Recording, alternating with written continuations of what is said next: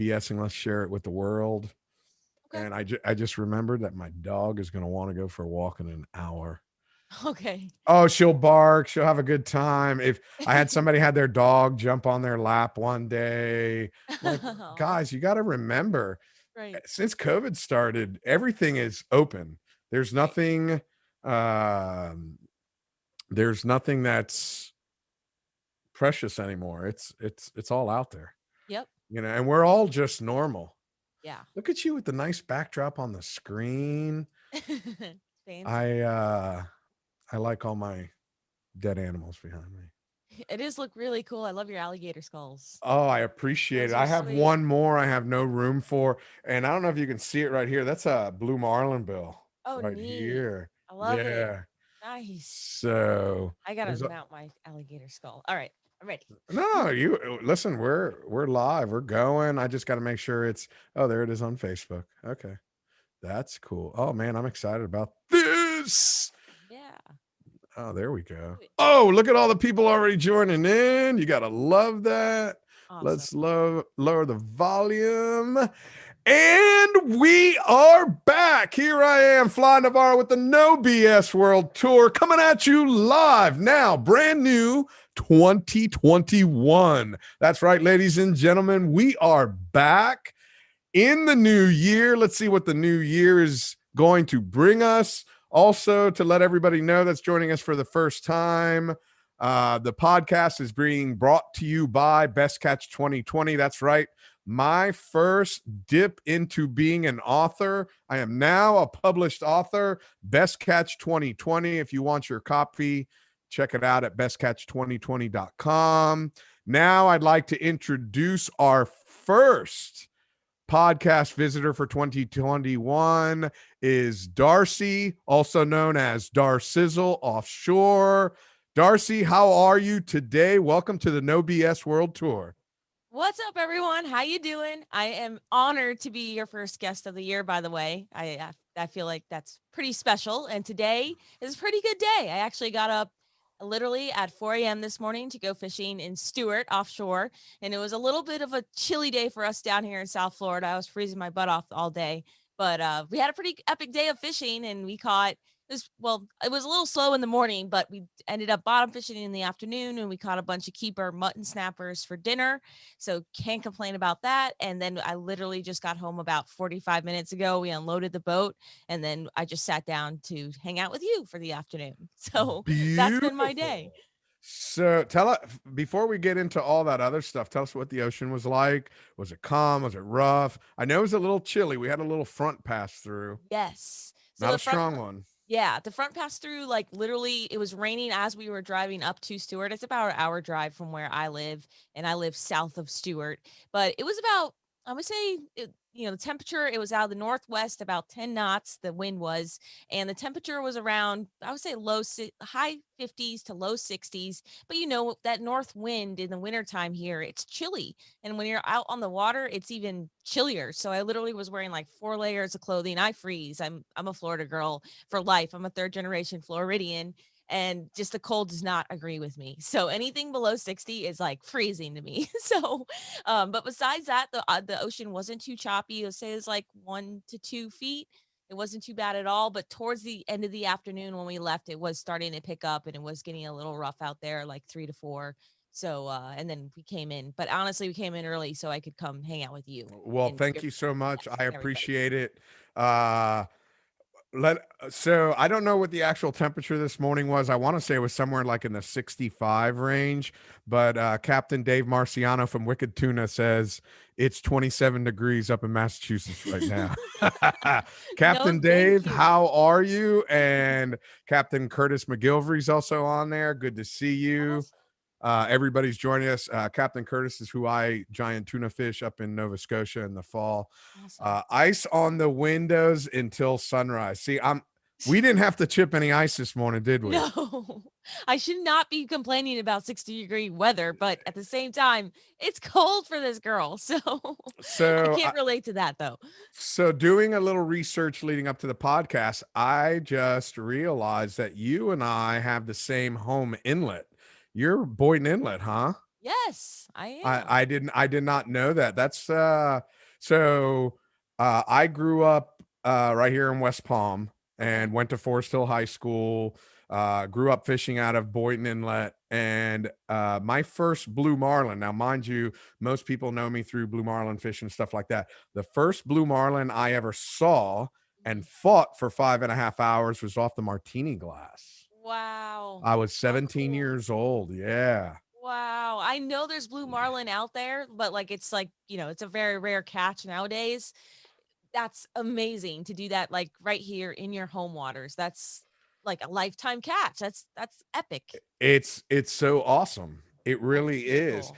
So, tell us a little bit about. So you started fishing out of Boynton Inlet, but tell us a little bit how you got into fishing. Yeah, so well basically, well my home inlet is Boynton Inlet because that's where I currently live. So I've been basically living fishing out of Boynton Inlet now for 10 years. But previous to that, like I said, I was a third generation Floridian, but I was born and raised in Miami, Florida, actually Kendall, Florida. And I'm the oldest of five kids. So my dad started taking me fishing at the age of 3 years old. And that's how I got introduced into the sport that I love today. And we had a little like 18-foot canoe, which is, if anybody doesn't know what a canoe is, it's like a supercharged kayak or canoe. It's really tiny, but it fit, me and my younger sister and my father. And we would go out of Homestead and we would fish. Homestead Bayfront Park is the park we would go out of. And we would do a lot of mangrove snapper fishing and lobstering. And that's what I grew up doing in my Homestead waters, having a blast. Just remember, just having so many awesome memories of being out there on the water to this day that I'll cherish for the rest of my life. And I have my dad to thank for introducing me to the sport I love. But that is how it started way back in the day.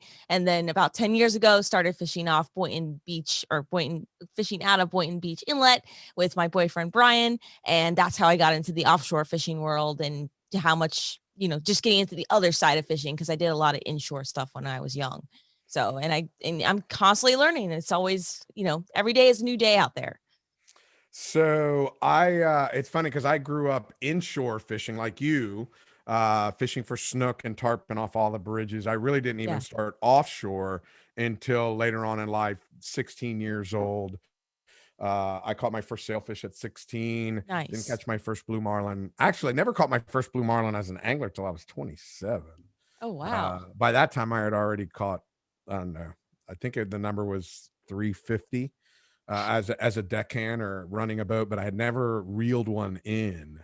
Wow. So yeah, it's funny how that happened. So you're homegrown here in Florida. Now Miami and Homestead is so cool because you have Biscayne Bay, you have Everglades National Park, and then you have Hawks Channel, and then you have the ocean right there. Yes. It's You have literally right there. so much cool stuff. And when I started working professionally on boats, we used to call Miami the funnel because everything gets funneled in right there around Fowey Light. So you Yes. can catch, I mean, right off Fowey, you can catch a yellowtail snapper, you catch a blue marlin 100 yards away. Right. It really is a remarkable, just incredible fishery. I mean, nowadays it's kind of changed. And from what I hear, back in the day and from even, people that are older than me tell me all these epic adventures and things about about Homestead in the very beginning of like the Florida Keys right there.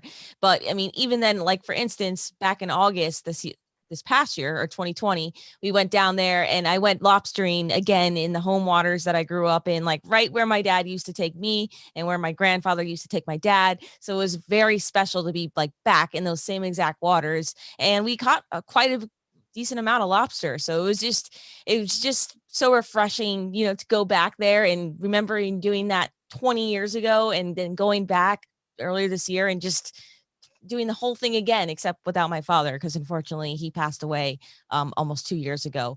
So, at least I get to follow along in his footsteps, and then hopefully maybe take my future kids there or whatever. It's just amazing, and I love Miami, and I'll always cherish it. I don't think I'll ever want to live there again, but it is cool to visit. Hey, I'm not very big on cities. I like islands. Yes. I like little small towns. Go to certain islands, stay at the islands. Any of them, St. Yes. Thomas or Bahamas. Like when I go giant tuna fishing, my friend who's joined us, Captain Curtis, the town he lives in, Lismore, has a whopping, I think, 100 people that Oh, live there, wow. maybe. Wow. Within 2 weeks, you know everybody. Super And cool. that's what I like. And a traffic jam is a bear crossing the road.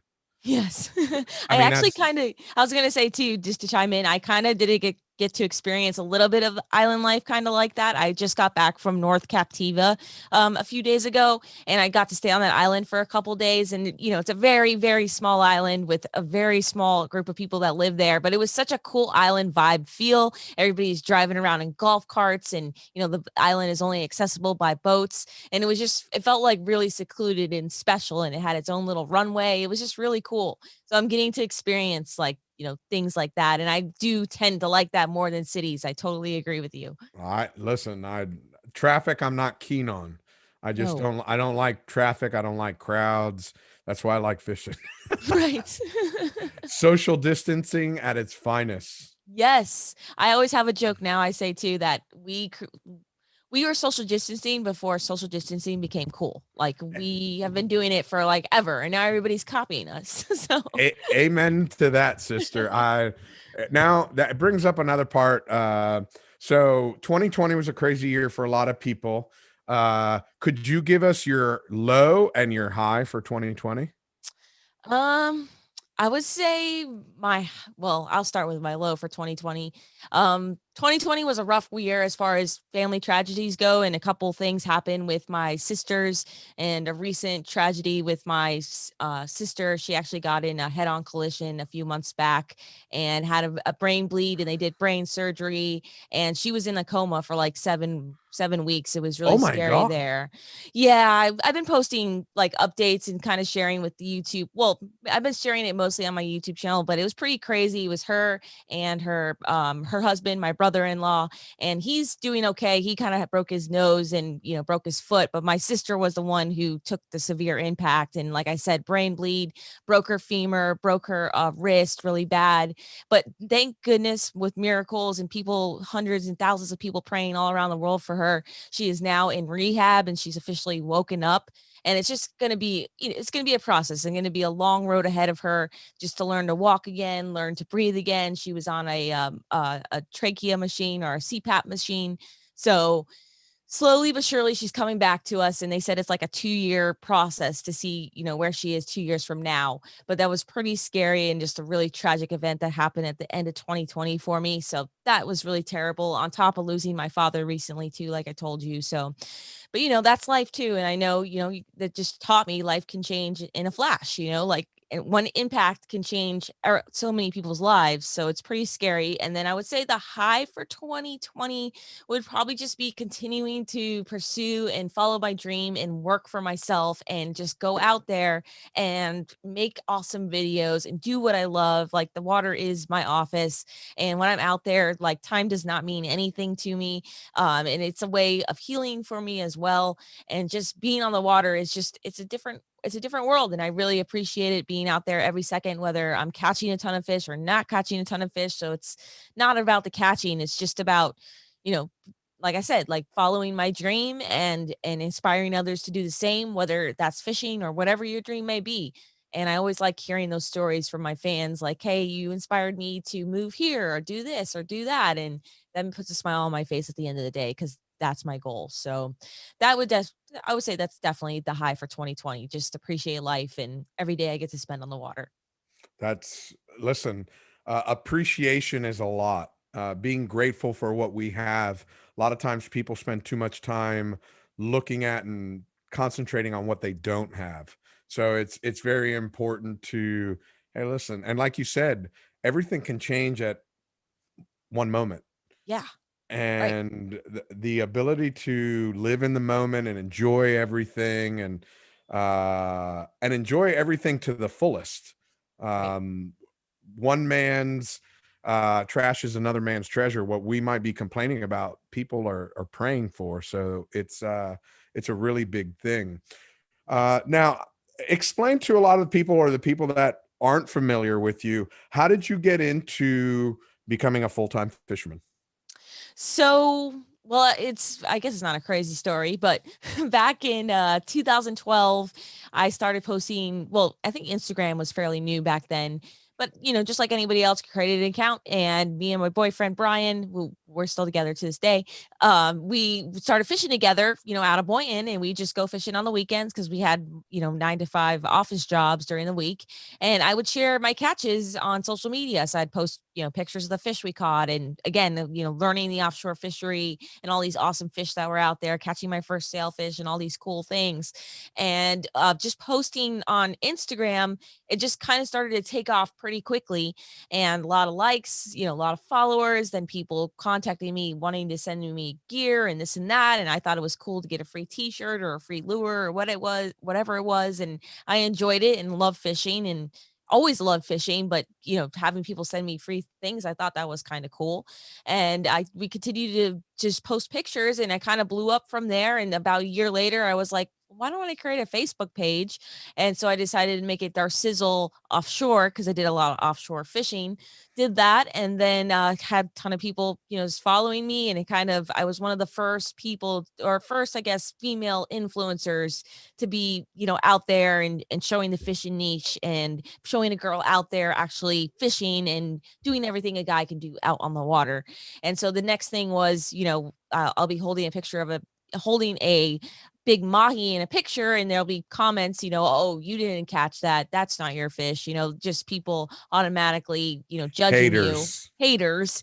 And so we decided, we're like, you know what, let's actually make a YouTube channel and show them, like, I actually did really catch this fish, or I actually really did throw that cast net, or I actually did really bait that hook. I did all that myself, just to show people that, like, hey, it's me. It really is true. I caught that fish. So created the YouTube channel, and that was back in 2014, but we weren't really serious back then at the time yet. And then I, start getting sponsors and people starting to, see what I was doing and love what I was doing and providing how-tos and tutorials to people. And it kind of just developed from there. So from year to year, I just got more comfortable in front of the camera and just more open on social media and relating to other people and other women and children in the outdoors. It's okay to get your hands dirty.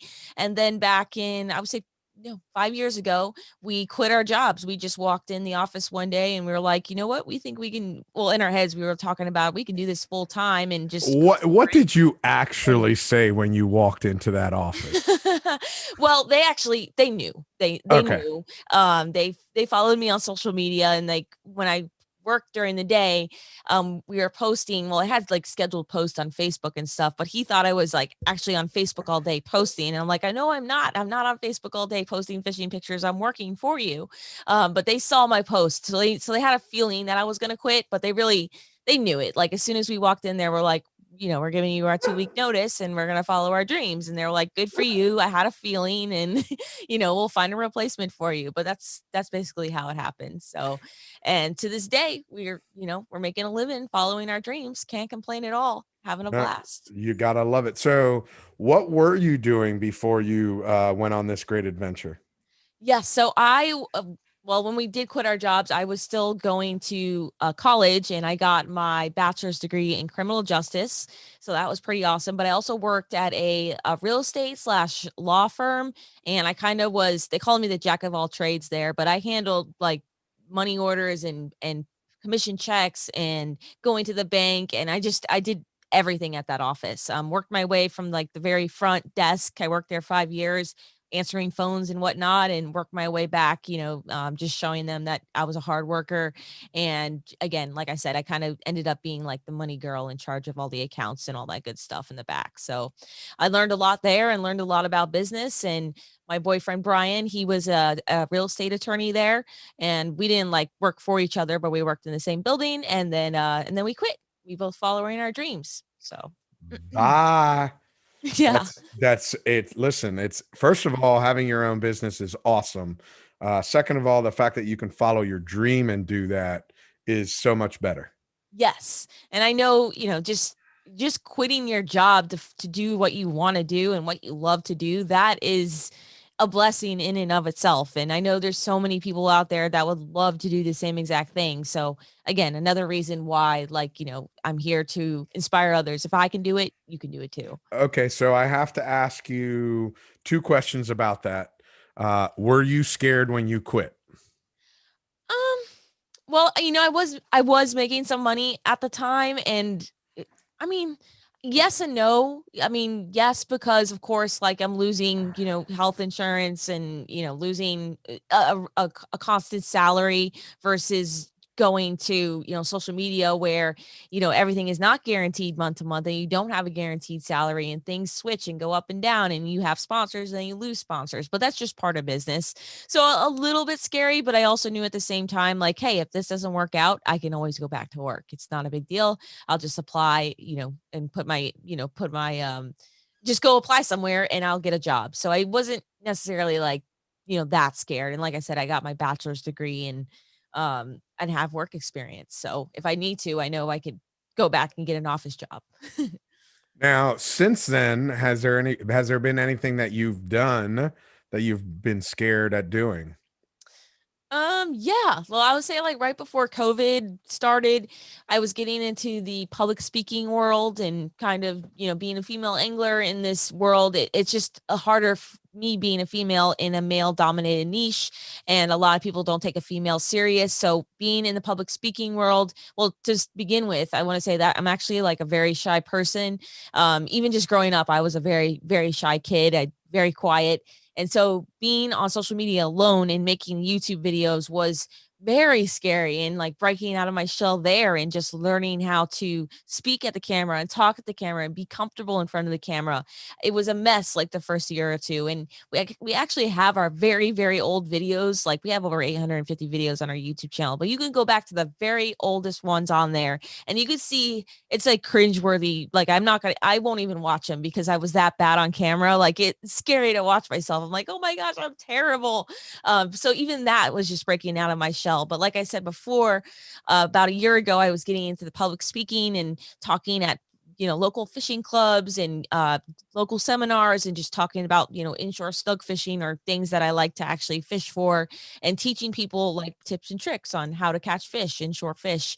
And that was also very scary. Just public speaking is not my thing, and I told you I'm shy, so doing that was scary, but I was becoming more comfortable. And with each individual, speaking engagement I would go to, I'd be very nervous in the beginning with butterflies. And then, as I talk, get more and more comfortable in front of everybody. So I was getting more into that. And then COVID totally shut that right down. So it was like, now I haven't done any speaking engagements. And I actually thought we could go somewhere with that. Just, I could actually get paid to do that or whatnot. But, eventually I know everything will go back to normal. But in the meantime, that was definitely, going to the next level, I would say.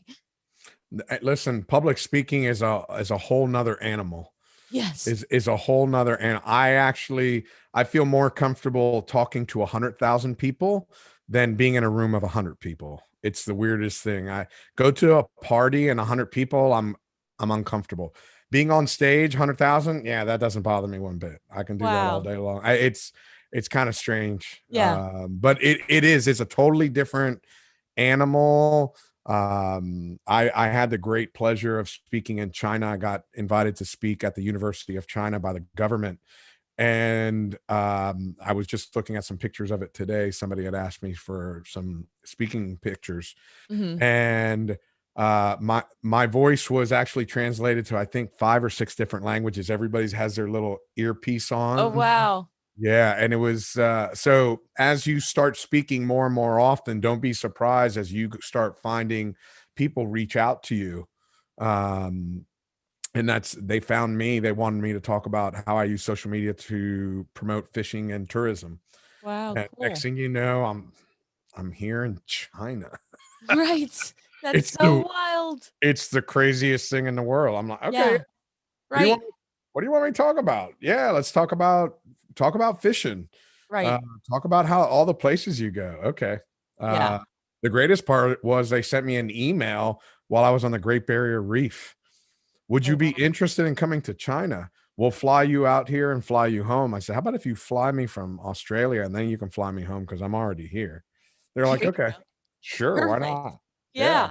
That's so cool. go hang out in China for 10 days. Right. And like I said, with the YouTube videos, like that's easy to talk in front of the camera, even though I know people are watching it. It's just different. Like, but like you said, like when you're in a crowd in front of people and actually looking at them, it's just a whole different ball game. Oh, it's Oh my huge. goodness. It's such But a different ball because everybody's like staring. You got what I normally do is I just find one person that gives me the reactions that I need, and I feed off that one person.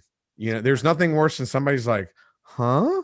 What are you saying? But if you find one person that understands you and a little nod, that's your go-to person. You scan the room and you just, okay, that's my person that I want to look at. Okay, I'm good to go. And I keep going. that's a good tip. I never thought of it Yeah, like that. that's what I usually find just one person that's giving me the reaction that I need. Right. That okay, they understand my point and I can move on, or they don't get my point. Does anybody have any questions? This is the time. Does anybody have any questions?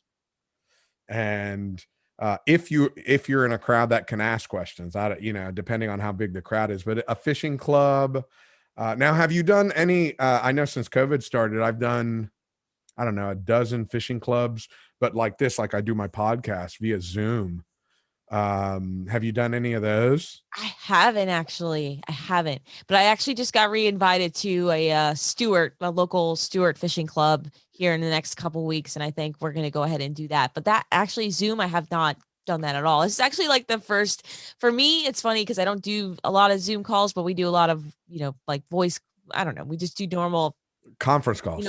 yeah, normal conference calls, exactly. But this is my first like official Zoom meet or Zoom hangout. Wait a second. Not Yeah. only are you the first for 2021 for the No BS World Tour, but I'm your first Zoom call. Yes, ladies and Yes. gentlemen, Yes, you are. congratulate Darcy on her first Zoom call. And it's Whoop, so whoop. funny because it's taken over so much since COVID started. Yes. And all you see on the news is those Zoom calls and the funny things that happen with animals that come into the screen and kids and all that funny stuff. Did you hear the dog barking a little while ago? I did. Yeah, she's like, wait a second, sun's going down. You haven't taken me for a walk yet. You haven't taken me for a walk. It was funny because yesterday I was working on the computer all day long, and we just launched a new website, and I'm getting a bunch of data for it. And at about 3:30, 4 o'clock, she starts barking. I'm like, oh my gosh, I've been here all day long.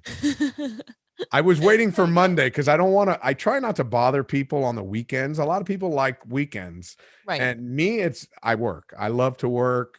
I'm in the fishing industry, for Christ's sakes. Yeah. I want to work 7 days a week. I love it. I mean, I'm either out fishing or I'm creating content or I'm making decisions or talking to people to create content. Right. And so I love to work. And sometimes I call people and they're like, you do know it's 6 o'clock on Sunday, right? Oh man, I'm sorry. But being that I got you on the phone and you're awake, click. Right. You're right.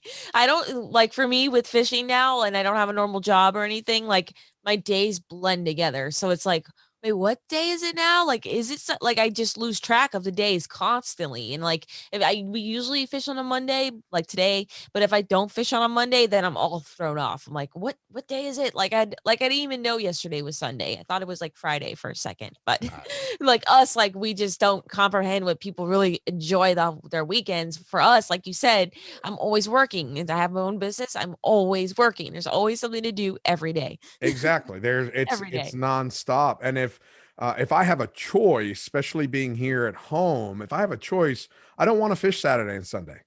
Right. I don't want to deal with the crowds. I'd rather stay at Right. home and get work done and do all that kind of stuff. My fishing days, definitely because of COVID, my fishing days, I normally average about 150 days a year. This 2020, I bet you maybe I only had 60, Oh, maybe wow. 70. Yeah, it was a big drop off because most of the fishing I do is out of the country. Okay. Most of the fishing I do is out of the country. And I was on pace to hit 250,000 frequent flyer miles this last year, Oh, darn. and stopped abruptly in on March 12th with 71,000 miles. Oh, I that mean, stinks. Yeah. So annoying. screeching halt, So annoying. and cancel. I mean, literally, I flew home. I was able to get my team home from one of my tournaments in the Dominican Republic. And I had a 36-hour turnaround. I was supposed to go to the Stockholm Fish Show in Stockholm, Sweden. And then I was going to go to Saudi Arabia for my tournament there. And by the time I got home, Europe was closed, Saudi was closed, everything's closed. Wow. Darn. Everything's, yeah. So it was just, okay, it's a screeching halt. Yeah. But being home behind the computer, it forced me to, okay, let's talk to all the people I normally want to talk to. And we built all kinds of cool stuff. And 2021 has a bunch of new things that are going to be coming out. And number one was that book. I didn't have a plan Yes. to, we put the book together in 6 weeks. Wow. Holy cow. Yeah, we put the book together on the top 60 tournaments of the Americas in, like I said, in 6 weeks. And now we are in the process. We're going to put on a gala event in the middle of the year to Wow. highlight the best. That gives you the top 60. We're Yeah. going to do the top tournaments in different categories, top fishing shows, top social media influencers. We're building out a whole gala event for that. Super cool. I love that idea a lot. There's a lot of industries have it. We don't. Right. So let's, come on, let's Right. push fishing out there. I'll ask you a question you may or may not know. Do you know how many fishermen we've added since COVID started? 0? No, I'm Thir- just kidding. 13 million new fishermen. Yes. It's ridiculous. Yes, I did hear though, like that this how everybody's buying boats and everybody's buying fishing poles and Bass Pro has no fishing rods in stock and Nothing. everybody's sold out of everything. It's literally insane. It's It- like, but it just goes to show you like that it's amazing how that many people like are willing to try this sport and willing to get out there in the outdoors and catch fish. It's amazing. It really So is. what that does, it puts pressure on, and I'm not trying to single you out. You're just on the camera with me right now. For people like you that are teaching people how to fish, they are looking for new resources to learn, to get connected. And I'm sure you saw a substantial increase in your numbers during COVID, people watching. Yes. And especially during the summer months anyhow, like usually numbers always kind of spike during then because if you think about it, no, it's not cold anymore up north. People are outside, they're getting in their boats in the water, they're fishing. And then, as the winter months come, and then of course there's always like a normal, slope that goes downward because people are not searching as much. But yeah, definitely saw that. And just the sheer amount of people that actually tell me in person too, that they're like, we watch your videos all the time. We actually started stone grabbing because of you. We actually started catching sheep's head because of you, or whatever it might have been. Like that, we're actually encouraging people to go out there and they're using my tips and techniques to catch fish. So that's even more rewarding. How cool is that? Super cool. That's Super cool. Yeah. It's you're like you're a teacher. You're teaching a whole group of people, and a lot of them you don't know. Right. I mean, the same way you talked about being nervous about speaking in front of people. There's people, and I come across a lot, that are nervous to even comment on videos and pictures and stuff like that on social media, but you see them somewhere and they're like, hey, I watch all your videos, or I've learned how to rig baits because of you, or I learned about this because of you. And it's cool. It's a great feeling that you have such an influence on so many people. Yeah, it definitely is. Definitely is. And I also try to tell people too in the videos that like, even though I'm teaching people, this is how I do it. Like I constantly try to say that like I'm not an expert. I'm actually still learning to this day. Like I'm not a beginner, but I'm not an expert. I don't have 30 years under my belt yet. I don't have 40 years under my belt yet, but every day I go fishing, I'm still learning. So I'm always showing them too that like, even I might have more fishing experience than you, I'm still constantly learning on a daily basis. Like there's never a time I go fishing where I don't learn something new. So I'm always getting more knowledge and, more intel about fishing, and it varies from the deep sea to the inshore. And I do, combination of all of that. So it's just constantly picking up new and different tactics. Even just fishing with different people, I learn different things all the time. So that's the cool thing I love about this sport too, is that like there's no way, or me personally, I just don't see how I could ever be an expert when I'm constantly learning. Like I'm always learning. Doesn't matter who I'm fishing with. I might pick up one cool, awesome tip from one person, but that might stick with me for the rest of my life, or, whatever the case may be. So that's one thing I truly, love about this sport, is that you always can learn. Doesn't matter what it is. I'm always learning. I'll give you a little bit on the flip side. I've been doing this for a living almost 30 years, and I get on boats and people are like, here, you can change whatever you want. And I say, I want to see how you do it. Yeah. I came fishing here to learn from you. Right. Maybe I've done it for 30 years, but I still want to learn. And I don't know how old you are, and you're not supposed to ask a woman how old they are, but I get the opportunity to fish with a lot of the new younger generation, and I've been very fortunate by having some great mentors in my life, and I have been a mentor for many of young people. One of my mentees is now 36. I've known him since he was 14. Wow. And I've watched young deckhands go up and become captains now, but I see these young kids and I want to see what they're learning. I want to see what they're doing, because I get a chance to fish so many different places, and there's so many regional things where people are doing something in Florida, but they do it different in Maryland, or they do it different in Guatemala, and then they do it different yet again in Australia or Japan. Um, so instead of just saying how I fish, I like to go on people's boats and learn how they do it, and you learn, and you end up getting this potpourri of information, Right. and you never know when you're going to need that information or that technique. Oh, I remember I did this on a day that was really windy. Let me see if I can try it here in Florida, and it works. Right. So That it's is really cool. I didn't really yeah. think about that either. Like you have a huge advantage over a lot of us just because you get to travel the world and go to all these different amazing countries and all these top fishing destinations. You probably have like the most knowledge of all of us just from the sheer amount of traveling you do. I what I do is I just share it with everybody.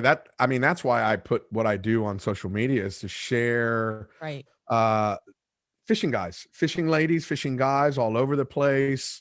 Uh, I I use it as a tool. I use social media as a tool, same way we would use a depth finder to find a school of bait or a reef. I just use it as a tool to show everybody about our sport. Like you said, you made that jump. I want to become a fisherman for a living, Right. and I was lucky enough that I became a fisherman at 19 for a living, which I never knew you could do it. And I use social media to educate people, uh, Right. and I do it sometimes as 101, and sometimes it's the advanced. And I go all over the world, and I want people to know about our sport. It's important because for me, and you touched on it, where you said it's not always about catching. I always tell everybody, there's a difference between fishing and catching. Catching is reeling in the fish. Fishing is the time that we spend with our friends and family, our acquaintances. I consider this fishing. What we're doing right now, this is fishing. We're talking about our sport and we're sharing it because of the tools that we have, the technology that we have. We're showing how two different people, um, who ironically fished out of the same inlet, which Yeah. is, Right. yeah, we're talking to, I'm watching people from all over the world jump in, but we're sharing our passion for the sport. And this is what it's, to me, it's what it's all about.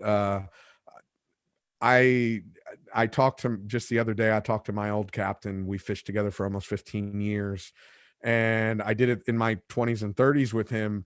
And I'm 47. I'm going to be 50 in 2.5 years. And would I still want to be running a boat and doing all that kind of stuff? Do I want to catch as many fish as everybody else? Absolutely. But I get so much more enjoyment out of teaching people or opening up doors for people to go and catch fish or meet new people and fish and say, hey, listen, call this person, tell them you're a friend of mine. And I know I did it this morning. Somebody needed a place to go fishing, wanted to know somebody. Here, this is the guy you need to talk to. Talk to this person, or these are 3 people that I recommend. Go talk to them. And I have them all over the world. That's the best part. Right. They're everywhere. You have connections everywhere. That's, I one of my favorite stories I love to tell. I was fishing a tournament up in Nagoya, Japan, and I met the guy here in Florida when he bought the boat in Florida, and I went to go fish another tournament in Japan, but I made the time to go fish with him. Nobody spoke English. He didn't speak English. Everybody spoke Japanese. So I'm like, I'm just going to sit up in the tower and call out fish. And I know how to say billfish in Japanese. I know how to say Dorado in Japanese. I know how to say a couple of things in Japanese. What I don't know how to say is left or right. So when a blue marlin comes up on a left rigger, I can say blue marlin, but I can't say left. So literally everybody on the boat has to look up in the tower to the crazy Cuban guy to see which way I'm pointing. I love it. How So, cool is that? oh, it's way cool. It's way cool. It's just but it's our sport. You don't need to speak the language. We have the same passion. And Right. that right there is that click. That's the you're on a boat. That same guy, when I went to Japan, he's a car dealer, and I went to have lunch with him in Nagoya, and he's got whatever 100 people working for him. I'm in his office teaching him how to tie a bimini twist. It was the greatest thing. No, I don't know Japanese, but I can teach you how to tie a bimini twist. Right. So those are the cool things about our sport that we get to share with people. Now, here's a question.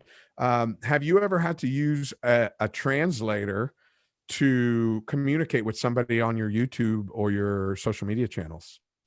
I haven't actually. I have Okay. not. But I think that YouTube has like the or somebody can go in and actually like translate the languages, because I do know in the past people have emailed me about that, like having the video translated to a certain language so they could watch it. But I actually haven't had to do that like one-on-one with anybody. Not yet, at least. Okay. Not yet. I Yeah. know on Instagram I've done it. I had the pleasure, was it no, it wasn't last year, it was 19. I was in Egypt talking with some people about putting on a fishing event in Egypt, putting on a fishing tournament. And on the way home, I spent the night in Cairo, and I had dinner with one of the members of the Egyptian Fishing Federation. And it was the 4th night of Ramadan. And I don't know how familiar you are with Islam and all that, but Ramadan's kind of like our Christmas, but it lasts for 30 days. It's a big family tradition, but there's no eating during the day. So he invited me to his mom's house for dinner. And we went from Cairo to Giza, which is, I don't know, 7 miles, 6 miles. And it took us Okay. almost 3 hours. What? The traffic was that bad. Oh my gosh. It was crazy. And Ramadan, right at sunsets, you can eat and or drink. And everybody, as we're driving, as the sun's setting, all these people come out to the road. And I asked him, what's going on? He goes, this is where everybody's giving you food because they know you haven't eaten all day long. And they give you water, they give you juices, they give you dates. And it's everybody just kind of sharing it. And it was great. We had grabbed the bottle of water, a couple dates. Then we got to his mom's house, and it was this giant table with all his family members. Oh We're wow. eating. Mom speaks no English, but she started following me on Instagram. Mm. and she writes to me all the time in Arabic. Aw. So I have to translate it, put it on Google Translate, flip it around, and we have these conversations all the time, just checking in on each other. That's why I was asking you, because I've done it with several languages, but I remember her because she's one of those that her son is a couple years younger than me. He's 45. So she sees me on social media. She just, how are you doing? How's fishing? How's it? And it's a mom. Moms are moms, man. Right. They check on everything. Oh, that's awesome though. Like somebody on the other side of the world wondering how you are doing, and like that's because you're fishing. Like the unique connections that you made with people. That's super special. That we all are making. We Right. all are making. True.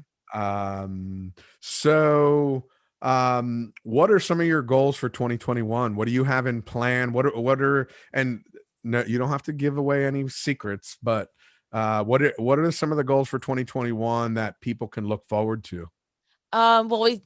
We do have a couple things in the works, but I can't say anything about that. But hopefully everything works out with that. We'll see. But Shh. Listen, yeah, it's right. just between. Quiet, quiet. Don't There tell definitely nobody. is something. I just can't go any further than that on that particular subject. But just like I said, with the speaking engagements, hopefully that will pick up here sooner rather than later. And I'm hoping once this vaccine, gets distributed to a decent amount of people, or we get, they call it herd immunity, or whatever the case may be, boat shows go back to normal, ICAST go back to normal, hopefully, and then just do the normal things that I used to do every year. Like I'm just missing going to conventions and boat shows and seeing people on a regular basis throughout the year. This past year, didn't see anybody. And, also just like I said, speaking engagements, I really want to break. I mean, even though I started a breakthrough last year a little bit, did it for like 4 or 5 months, and I still, I know I have a lot more potential with that.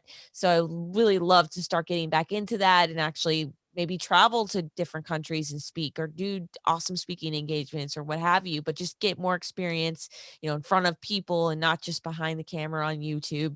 And then continue, of course, to just make awesome, epic content, epic videos. We make 2 videos every week right now. Tuesdays and Thursdays, we post new videos, and just continue to share that passion with the rest of the world. Hopefully get some more awesome sponsors. We'll see. I love to work with companies that I actually truly love the product and use the product to begin with, not just to sign up with the company to make money. That's not how it works for me. I actually physically like the product, and then hopefully work with that company in the future. That would be awesome. And just continue on my endeavors. Like I have a website where I sell merchandise, and every year during the holiday season, I get super busy where I handle all the orders myself. And I really just need to take my business like up to the next notch, like actually hire some people, maybe hire somebody to film on our boat and film our videos, and maybe edit our YouTube videos together to save us more time, to actually maybe get more sponsors or travel more, and actually focus on our fishing and our content. Because there's only so much time in the day with the two of us where you don't have enough time just for two people to handle all these things. And we wanted to get into a podcast, for instance. Last year we bought all our podcast equipment and we were ready to go. We filmed like 2 episodes, one with Captain Dave Marciano, and then we did like an introduction podcast thing with the two of us. And then it fell off, like we just haven't created any more episodes, and we realized like we don't have time for this. Like, where are we going to get the time to make a podcast and, try to get videos every week and film, and then post and then send orders out, and then, all the side things I do online. So we're like fishing 2 to 3 times per week, depending on weather, of course. And then the rest of the time we're sitting behind computers at the house, and Brian edits all our YouTube videos, and I handle merchandise. And so we all handle like different things for the business. But like I said, I really want to take it up another notch, hire more people, or, hire somebody, maybe 2 people, and just actually take it to the next level where we're actually getting more done during the week than we are currently. Because I hear your dog. Yeah, I and was like, wait listen, a second. Is that the dog next door? she's gonna have to wait. Come on, sister Yeah. girl. Yeah. And I honestly thought it was a dog next door. That was it's funny. so funny because she knows when I'm on the podcast. Yeah. Uh, and listen, the podcast for me, it's been a COVID baby. The podcast definitely, we launched it during COVID. And it didn't start as an original podcast. It just started, I want to talk to my friends. I was so Yeah. used to being on the road. Right. I originally started with 2 cell phones in my driveway. Oh, wow. And I just talked to people, and all my friends, all my charter guys, they're losing business. So to get underneath Facebook's algorithm, I'm like, I'm going to go live, just post your websites in the comments so people can see them. There And you go. especially at the beginning where there was so much fake information out there. Especially here in Palm Beach County, we had boat ramps closed, Yes. Miami, certain states you weren't allowed to go fishing. So we were passing around really good information. I have connections with the marine industry associations in all the counties. They're giving me the updates. We're putting them up on the lives. So for the first, I don't know, 3 months, all my COVID live stuff was live 7 days a week and just passing information. And then it's Florida. It's hot. I'm not Right. going to sit outside. It's hot. So I'm like, there's got to be a better way. So I created the studio. I'm like, I know so many people in the fishing industry. Um, let's get them on here. Let's talk about fishing, and we've opened it up to anything in the outdoors. Uh, let's give everybody a platform to talk face to face, ask questions. Um, and I'm a very big to me, and I don't know if it's happened to you, where I run into people at trade shows, at ICAST, at boat shows, and they're like, "Oh my God, you're just like on the videos," and I'm like, "What do you think? I'm acting? Am I Right. different? I'm not a different person. I'm the same person, but." I want people to have the opportunity to talk to people face to face, and that's what I wanted about the podcast, where uh, people can watch and they can ask questions and say something, and something that maybe they've always wanted to ask you, or maybe they asked you in one of the comments, or me in one of the comments, that I overlooked because there was whatever 2,000 comments or Right. whatever. I try to answer everything, but sometimes we miss stuff. So Yeah. that was my biggest reason for doing this is let's get fishing people together and talk and jump on here and let people know what we do. In all fact, whether you're a YouTuber or a boat captain or a wicked tuna guy. I've had some commercial shark fishermen on here.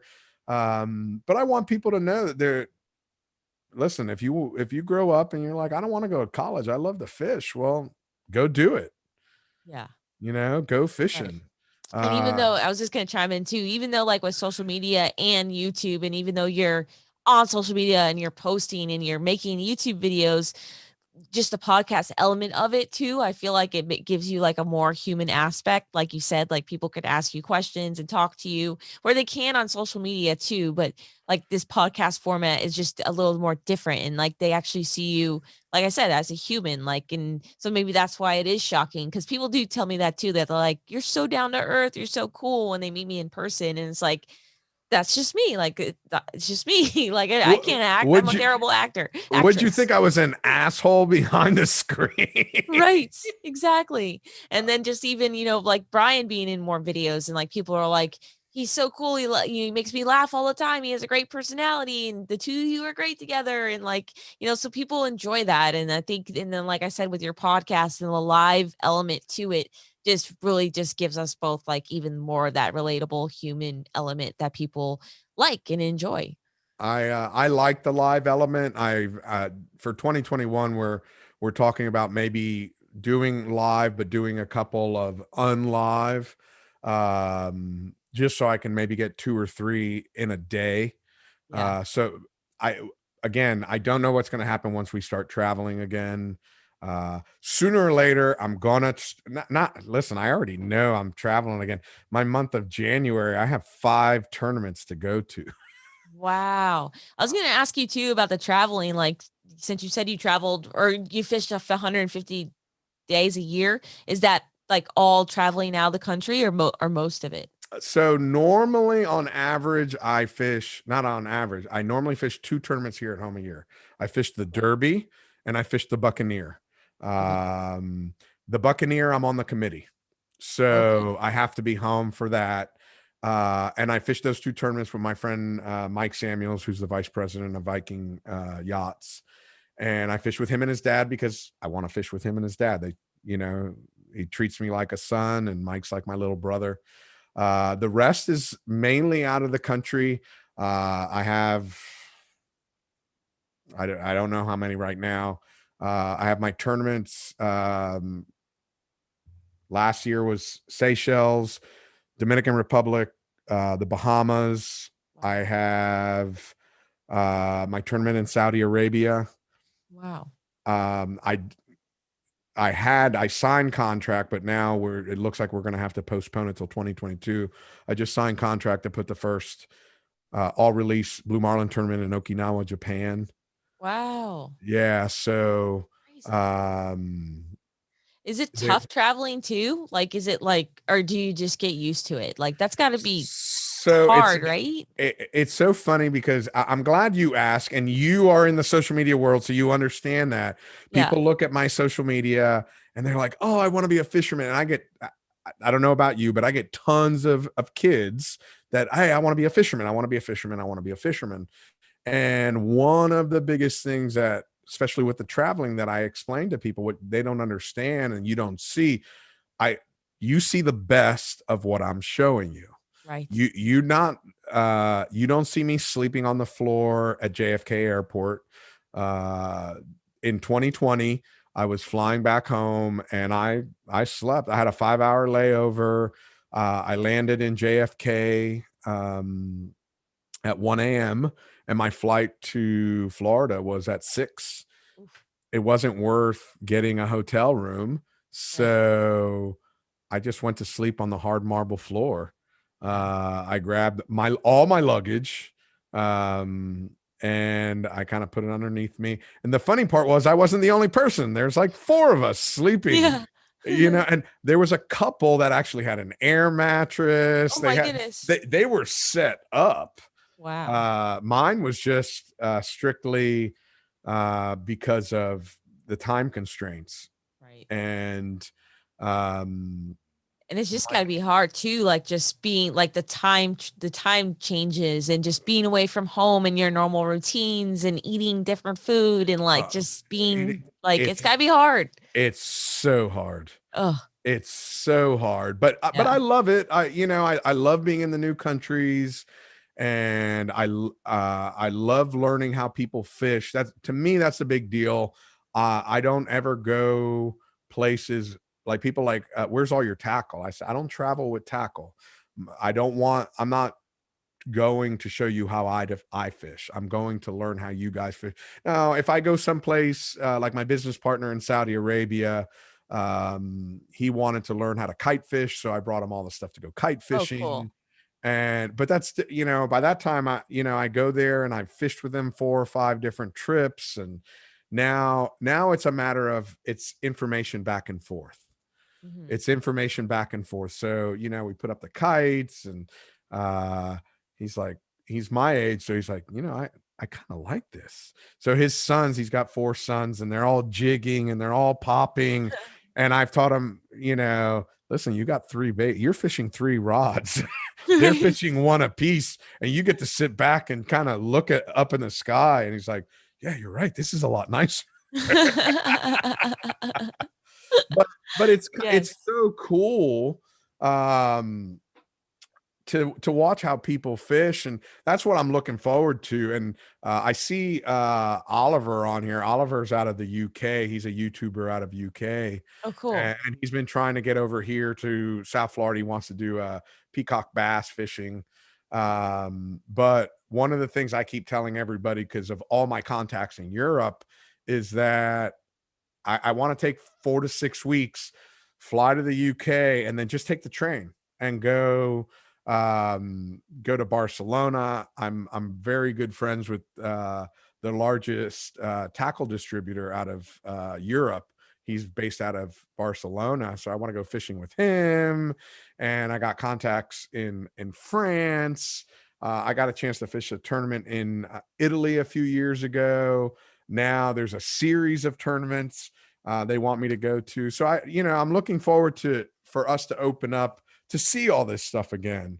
Right. And I'm also at the point, because of my book, 3 tournaments that are in my book, I'm going to their tournaments this month alone.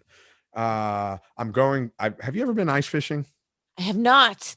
I mean, even though I don't like the cold, I have to try once in my life, at least So, once. in my book, I highlighted an ice fishing series, and I am actually going up to one of the tournaments in Iowa to go see what ice fishing's all about.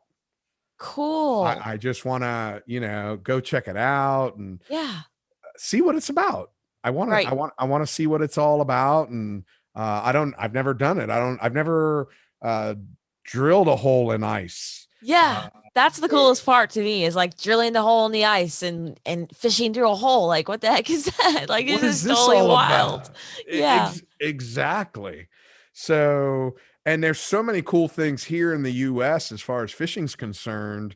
Uh, I, that's what I want to go see. I want to see how everybody else fishes. I want to be the uncomfortable guy. Right. I don't want to say I love it, but I know if I'm uncomfortable, I'm doing something that I've never done before.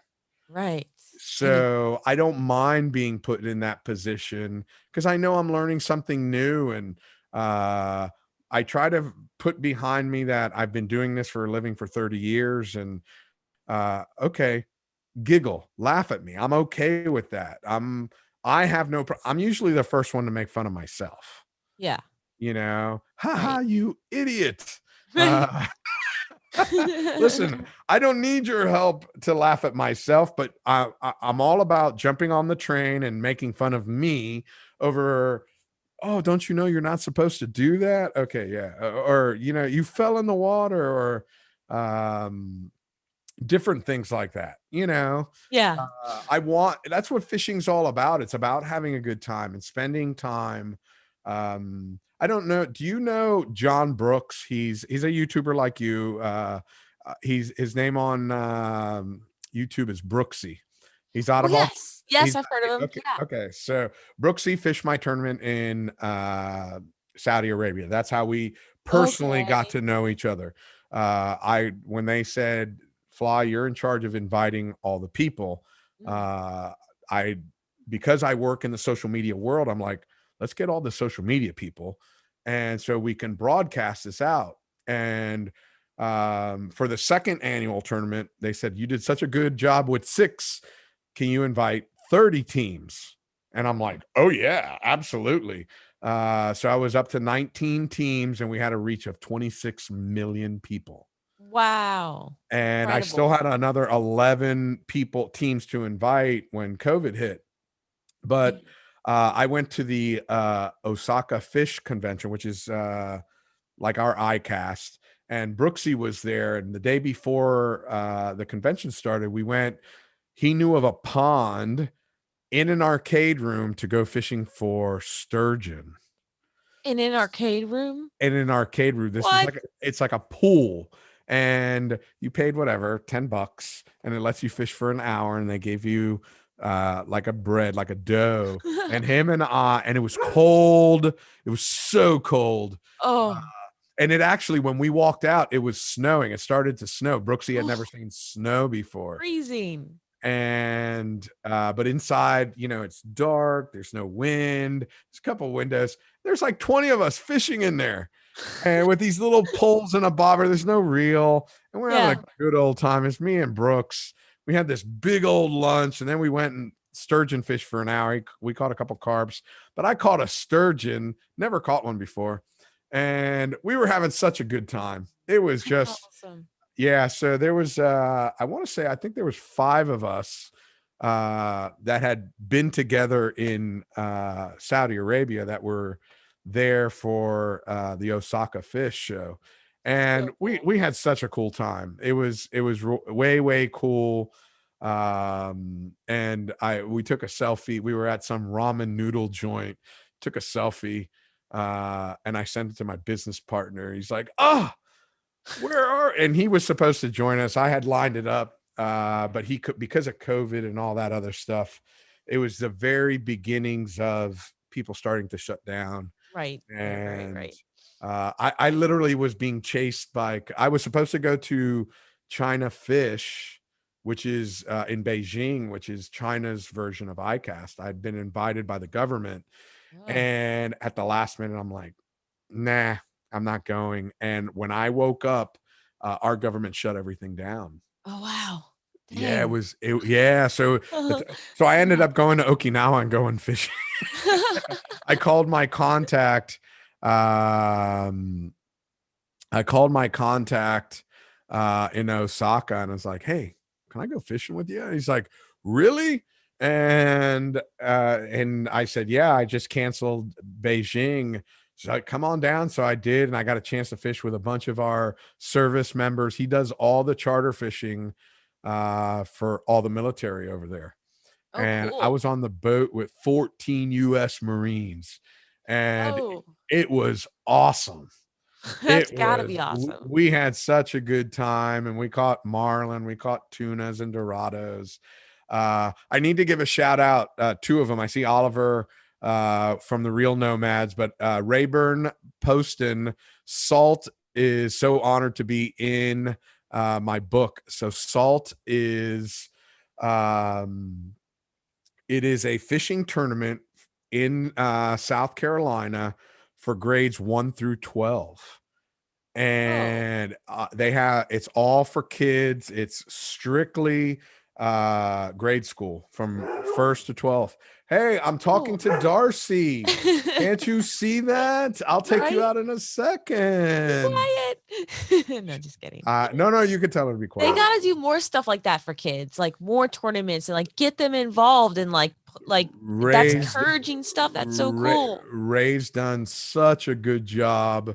We also highlighted Major League and Fishing, their high school and college level tournaments.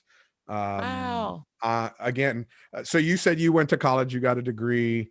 Right. I went to college and I got a degree in secondary education. I wanted to be a teacher. I wanted to be a guidance counselor is what I really wanted to be. Mhm. And as I was in college, a buddy of mine's dad was a boat captain. He's like, "What are you doing this summer?" And I'm like, "I'm just fishing and working so I can pay for school." He goes, "How about going to Mexico with me?"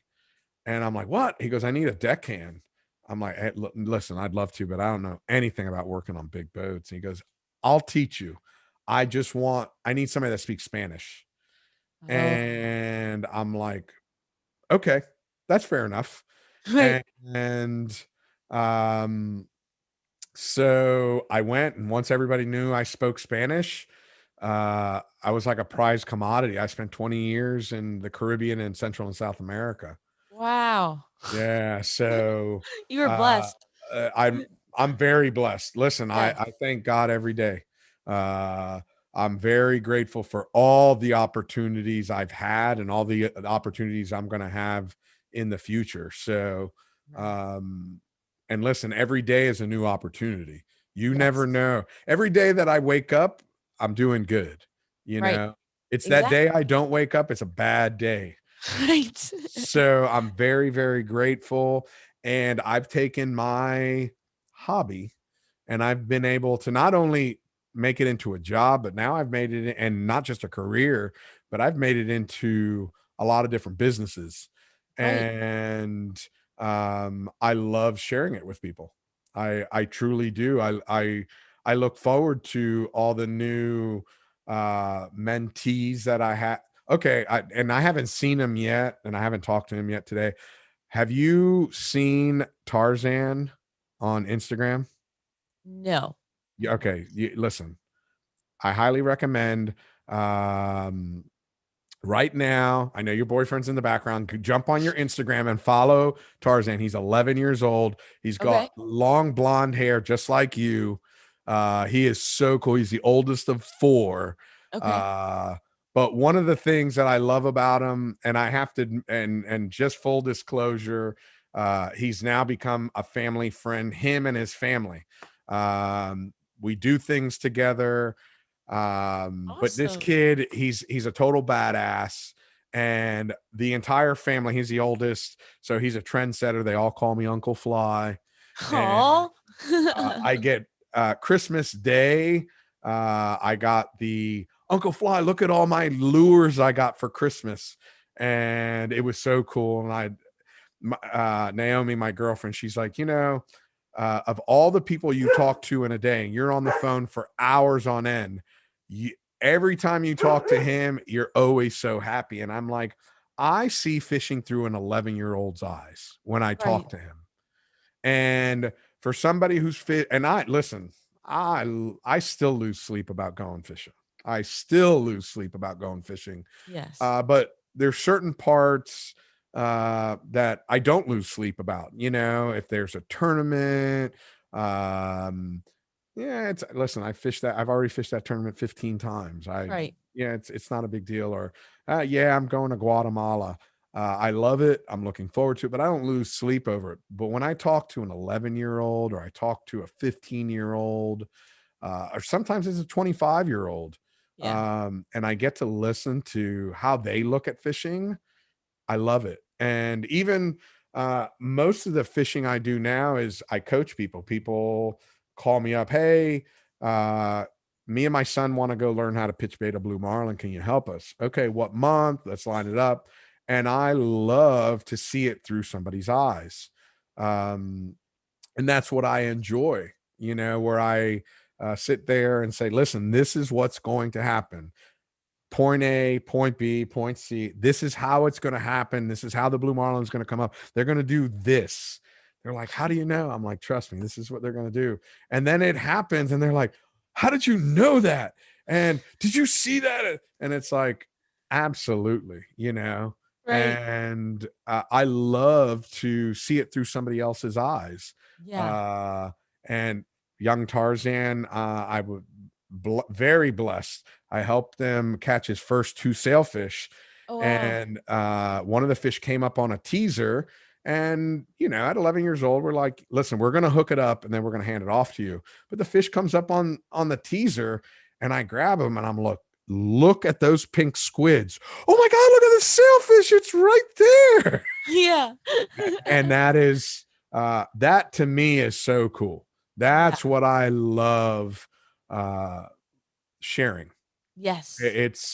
That's what I love to do. And I have one of my, and I can't even call him a customer or client anymore. He's one of my dear friends.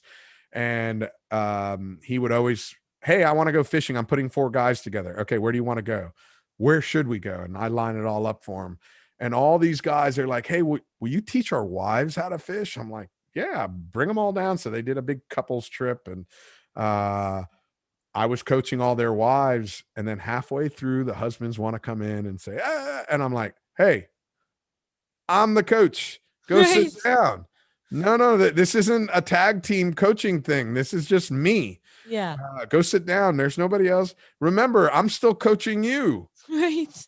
So, yeah. And sometimes, and I've seen it, husbands and boyfriends can be really tough to coach. Don't ask me why. Yeah, right. You would know. Yeah, I listen. Of all people. Yeah, and I see it, and I'm like, no. And right. And I haven't seen this one friend, and he always teases me about it. We were fishing in the Dominican Republic, and I stay very calm when fish come up. I'm not a yeller. Okay. Now, once we hook the fish, I sing, I dance, I'll holler. But until we hook, you're the like fish, serious. I'm very, very serious. Okay. And it's a job. In my brain, it's a job. The fish comes up and act like you've seen one before. And we were in the Dominican Republic and we were just goofing off. It was a goof off day, drinking beer. I don't drink. Everybody else was drinking. And we had just released the blue marlin and we're all wearing the headsets. And blue marlin comes up on the left bridge teaser. So I'm talking to him, but I very quietly, I go, blue marlin left bridge. Wow. Nobody moves. Nobody. And I'm looking around and I'm still talking. My buddy's still talking to me. And I'm like, excuse me, blue marlin left bridge. Again, nobody's moving. So I'm like, F it.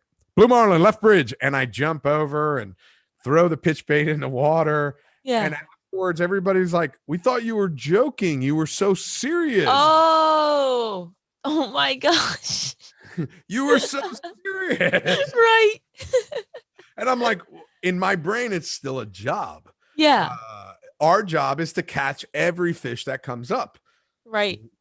Once you hook the fish, then you can do whatever you want. Right.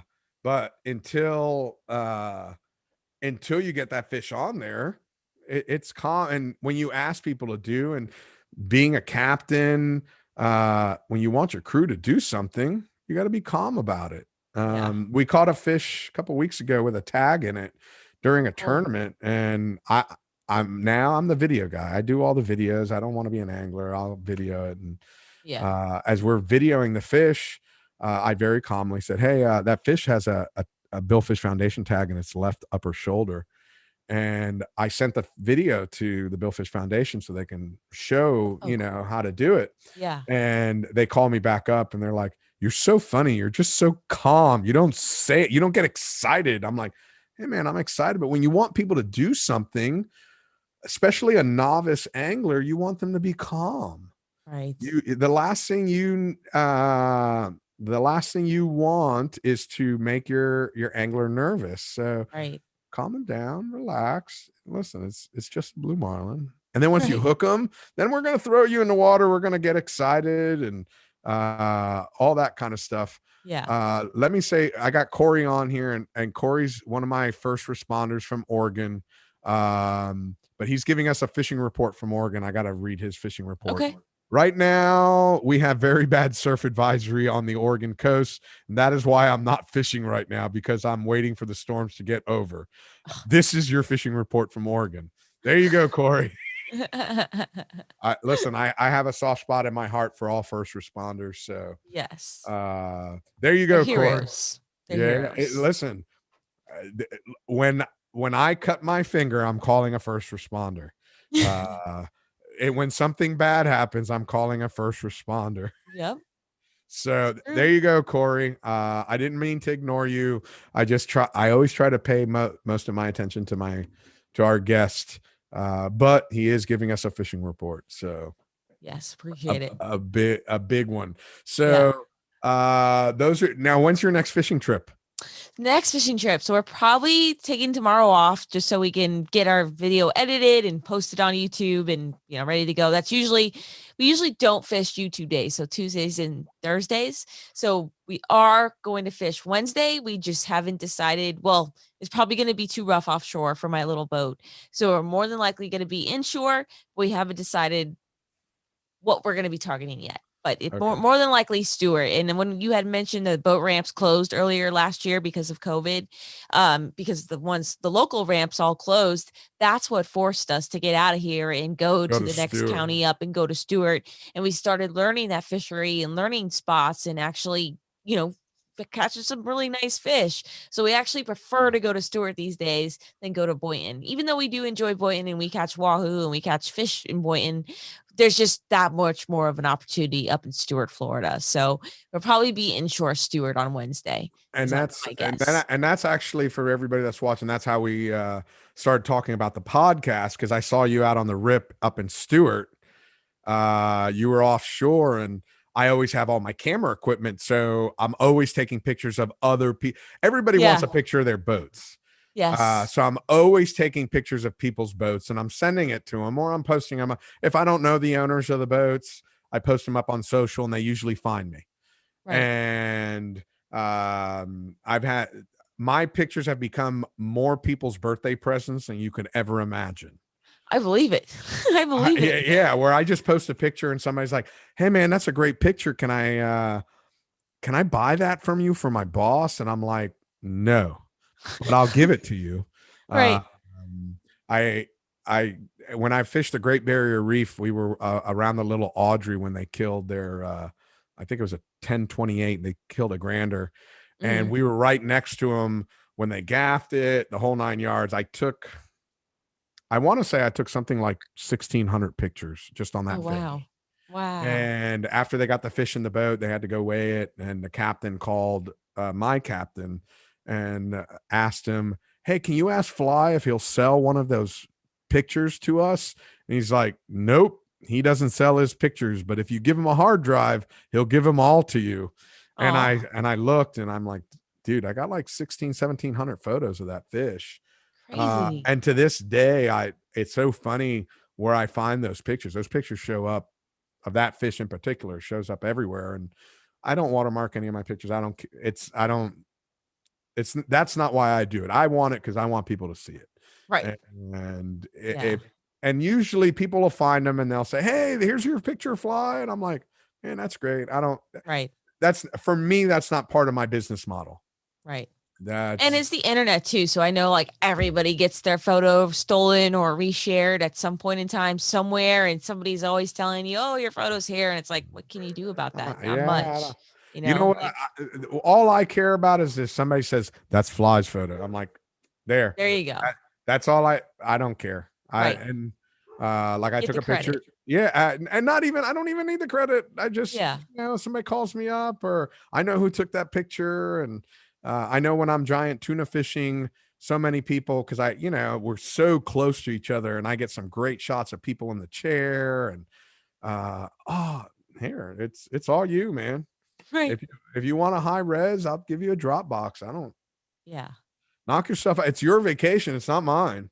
Yeah. And people don't realize how hard it is to take photos on the water. It is so hard. Ugh. Like, I mean, I know you're taking a lot of action shots too, but like just posing with the fish after you catch it and it's flipping and you're trying to get its bright colors and like people do not realize like what goes into that. And that's my boyfriend Brian's job. But like he's like, if I learned how to like start taking pictures on land and start of learning from the boat on a rocking boat, like he's like, I would be like the number one photographer in the world, like but learning on the water is that much more difficult, and your equipment is exposed to the salt, and there's just Oh, so many more elements that go into it in the background and the this and the that. Oh my goodness, it's really difficult to take a good it's photo. there's so many things you have to think of, and like you said, and the environment. I sent my camera. Was it last year? I sent it back to Nikon, and they called me back up, and they're like, "The hell do you do to this thing?" Yeah. Our cameras go back to, well, we have Canon cameras, but they go back like literally every 8 months or so. And half of them they can fix, and the other half they're like, this is too corroded, send it back to you type of thing. Yeah, exactly. But we try to get them fixed if we can, but they don't last very long on the water. No, especially the saltwater. The saltwater is really, really tough on them. Yeah, super There, tough. that's really tough on them. Yeah. Somebody's texting in on. You know what? In today's world, there's too much connection. And I love it. I can't complain, but it's so funny because I have my phone on silent, but it's all connected to my computer, so everything's Oh, beeping in, and I'm like, "Hey, leave me alone. Leave me alone." right. Right. So, is there anything else you would like to drop off to the people? Say anything. Well, you know what? Why don't you let me ask you this? So, people that are new, where can they find you on social media and your website for your merchandise? Yeah. So okay. So I'm Darcy Airhill, but everybody online knows me as Darsizzle. So you can literally just type. Actually, I'm wearing my name tag here, and it's in the background. I forgot. There it is. Darsizzle. So you can just type that in. But I'm on YouTube. I have 350,000 subs there. With, like I said before, like over 850 videos to watch. So you could literally just type like Darsizzle shark or Darsizzle bonefish, whatever species of fish you want to see me catch or learn about or watch me fillet one, you can more than likely type it in, and I'll mostly guarantee that you'll see that fish on my channel, other than a swordfish or a blue marlin. I have yet to catch You both of those species. Swear to God. I have what, been to Antigua 2 years ago on a blue marlin tournament, and that was a pretty crazy experience. It was a 3-day thing, but it was this roughest seas I've ever fished in my life. did And I you don't fish have on that the many. rum and coke? No, I didn't actually.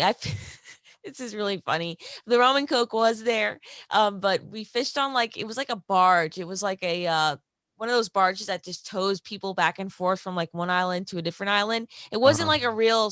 It was like the one of the local Antigua captain's boats, and it wasn't like a normal sport fish. It was what? It was like a boat taxi. That's exactly what it was. It was a Okay. boat taxi that was fancied into like fishing for marlin. It was like 15 to 20-foot seas. It was insane. I held on for dear life the whole entire trip, getting sopping wet with just the waves coming over the side. We had one marlin come into the spread, and it like swiped at like multiple lures throughout the whole entire spread, never got hooked, and then it was gone. And we caught big dolphin, wahoo that day, a lot of awesome, cool stuff. But for 2 days in a row, we caught no marlin, and that was my first and last chance at an opportunity at a marlin to date. So I have yet to catch one and a swordfish. So one day, maybe you could catch me one. We can listen. We can line that up. I would love it. I would love it. We can line that up. That's definitely. You know what? I hate to say. I can't say guarantee, but I can say it's easy. Yeah. Really? Yeah. Out of Boynton? What did you say? It's easy? No, not out of Boynton. Okay. That's what I thought. The most I've ever caught off the coast here, I caught 5 in 1 month off of Jupiter. What? Yeah, they must have been running thick or something. They were.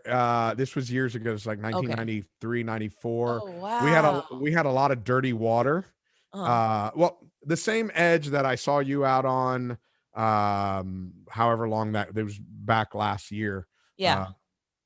Was that like 2 months ago? It was 2 or 3 months ago. Oh, I know you're talking about. Okay. Yeah. The day actually, that was the day we caught Tarzan and his sailfish. Okay. But yeah, it was like 2 months ago. But that edge had been pushed out to 1,000 foot of water. Yes. So fishing that edge, and back in 90 whatever, and there was no sailfish on it, only blue marlin. Wow. We were catching blue marlins off of it. Live Super bait, cool. dead bait. It was so awesome. Wow. Hey, baby Super girl. Cool. Are you gonna she's say gotta hello? go. Yeah. Oh no. She's good. Okay. As long as I give her some love. Give her attention. Yeah. There you go. So that's cool. But you can catch them off of Florida. My first one I saw off of Boynton, and it was in the summertime. We were bailing baby dolphin, schoolie dolphins, and wow. I put one down, 100 foot, and that's what I hooked. Wow, super cool. Fought it for 5.5 hours. I was 17, 18 years old. That's a catch of a lifetime. They're gonna remember for the rest of your life. I thought it was a catch of a lifetime until I decided to do this for a living, and now I have a lot of catches of a lifetime. Right? You do. Yeah, that's the best part of it. Yes, that's the best part of it. Definitely. I keep saying, oh, this is a catch of a lifetime. Now it's time to go catch another one. Yes, there you go. That's the ultimate goal. Just keep catching. 5 more minutes. 5 more minutes. 5 more minutes. Can we go again tomorrow? Yeah. Can we go again tomorrow? That's me on the water. Like my boyfriend gets pretty upset at me. Like when it's time to go home, he's like, we said we're going home at 3. It's 3:05. We need to go. I'm like, 5 more minutes, please. And, like I love to be on the water to the last possible second, just fishing, because you never know. You could get like that big fish at the last second, and then that makes your day. So you'll never catch them sitting at the dock. Nope, never will. Never catch them sitting never at will. the dock. So on that note, don't hang up. You sit right there. I want to thank everybody for their time today. I really appreciate you guys joining us. Again, you can sit here and watch this live here.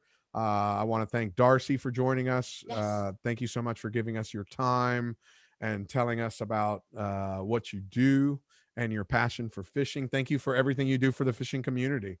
Greatly appreciate that. And everybody, again, thank you so much. This broadcast brought to you by Best Catch 2020. Check it out, bestcatch2020.com. And also think of your favorite tournament that you want to nominate for next year. We're already taking nominations for next year. So think about it, and we'll throw that up here soon for voting purposes. So everybody, thank you so much. And we will catch you guys later. Peace out, y'all.